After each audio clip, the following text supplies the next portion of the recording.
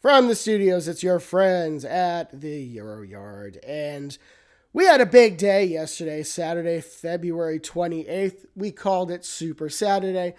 There were 6 competitions in which a song or a performer were decided for a country. There were a few other countries like Sweden and Portugal that had semifinals. We're not going to focus on those today. What we are going to focus on today are the countries that decided their songs for the Eurovision Song Contest in 2026.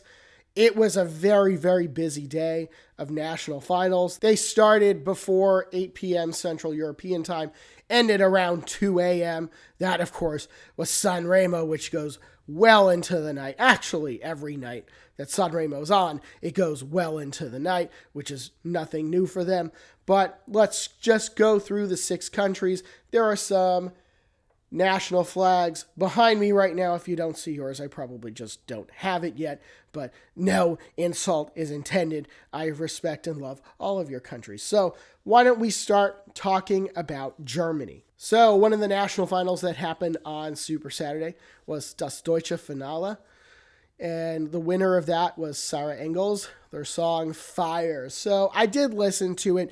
I had Das Deutsche Finale on the screen, but you had MGP going on and you had UMK going on. So it was on a third screen and I didn't have the sound on all the time. It's impossible to have the sound on for all of those at the same time because you can't really focus on anything.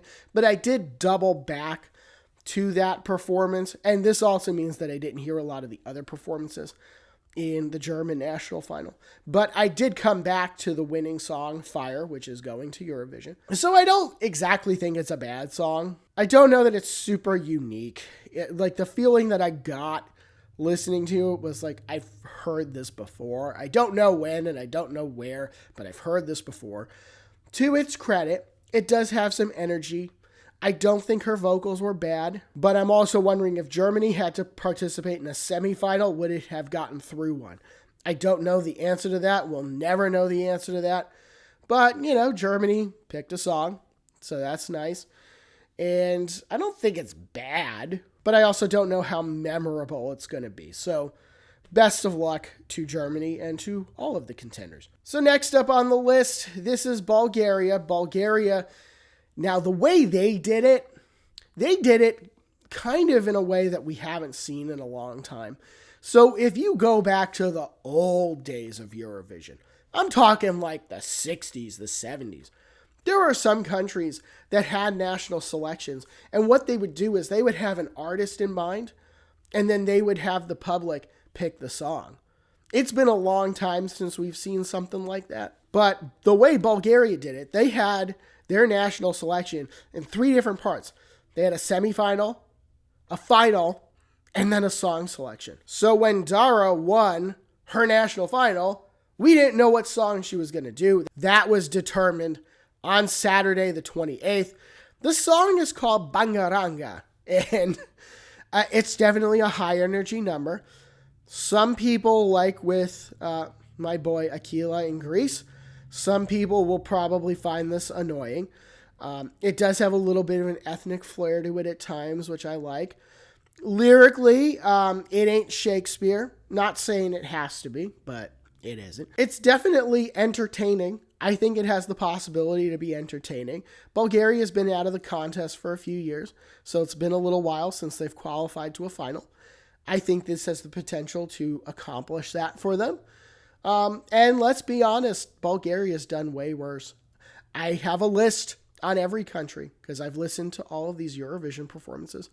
And I can promise you Bulgaria has sent way worse songs than this. So you never know. Maybe it'll do okay. The next song we're going to talk about is Serbia.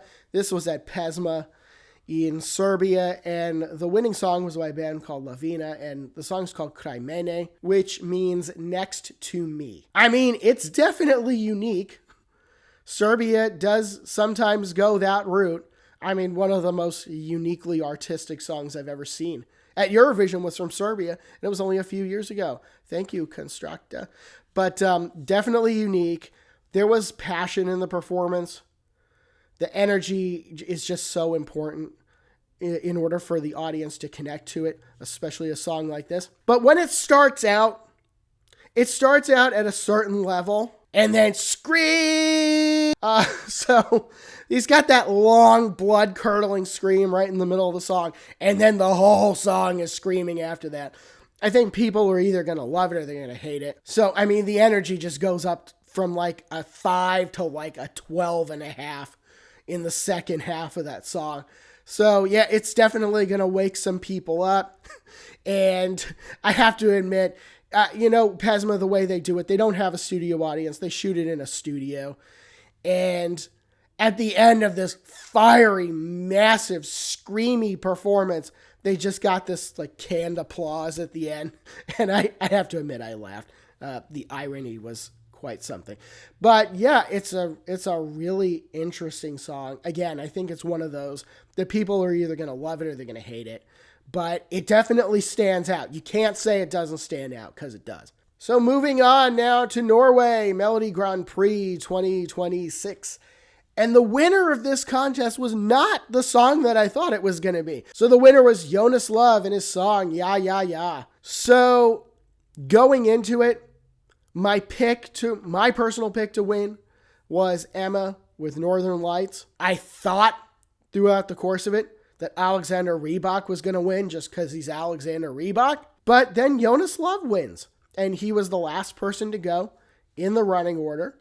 Emma, unfortunately, I don't think her performance quite rose to the level that I expected. I also had gotten to the point where I was hoping Milo would do well. Unfortunately, Milo was not as close to winning as I would have liked.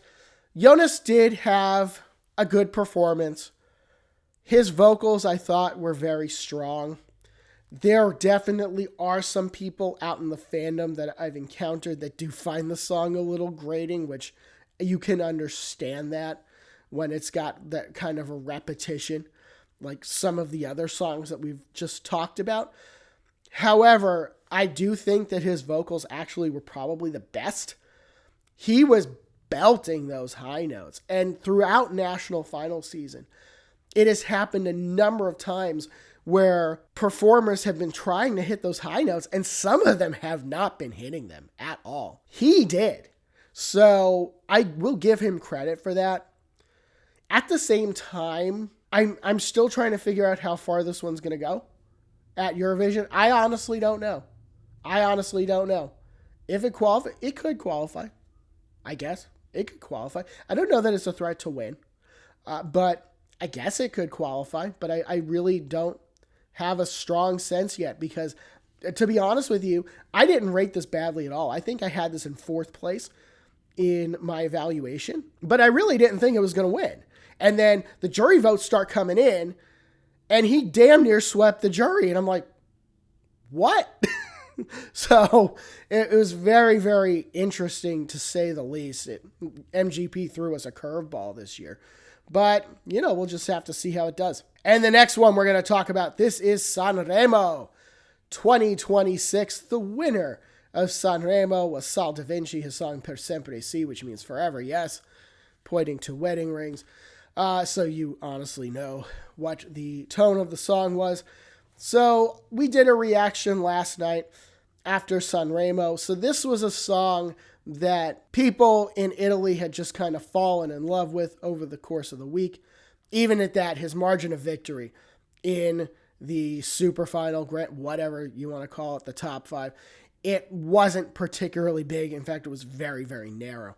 Margin of victory over Safe. I will give him this, even though this isn't necessarily the kind of song that I'm looking for at Eurovision in this age. I will say this. Sal is a charming performer, and he gives off this energy that he's a good guy and that you want to root for him. And even if I'm not particularly convinced about the song, as I said last night, Italy always seems to find a way, especially in this modern era of the Eurovision Song Contest. I think it actually could do well.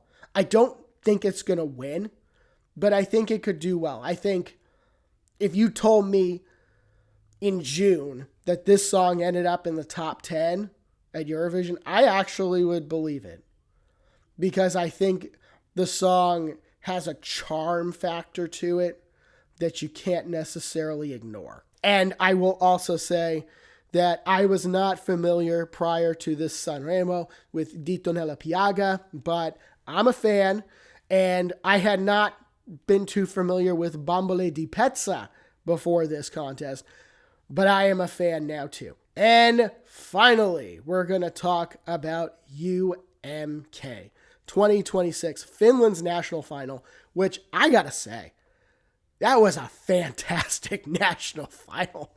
And the way that they had Mariana work her way in, and JJ and Sissel, just holy shit.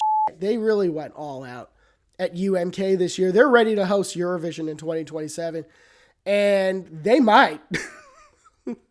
They might. So you don't want to count your chickens, but it's definitely a possibility. So Linda Lampanius and Pette Parkkinen, their song Liekenheten, or Flamethrower, that was the winning song. So we did a reaction after UMK yesterday too. I think everything I said in that video still stands.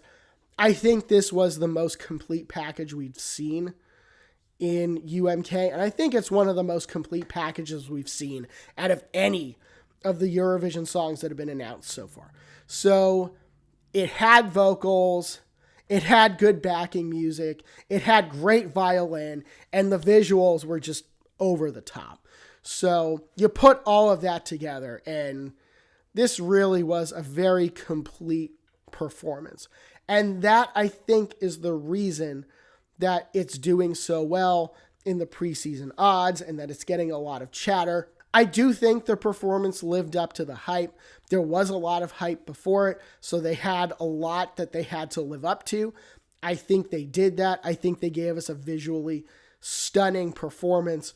So, I mean, UMK just kind of outdid themselves again this year. I still love Erika Wikman. She was completely robbed last year. She deserved top 5. In my opinion.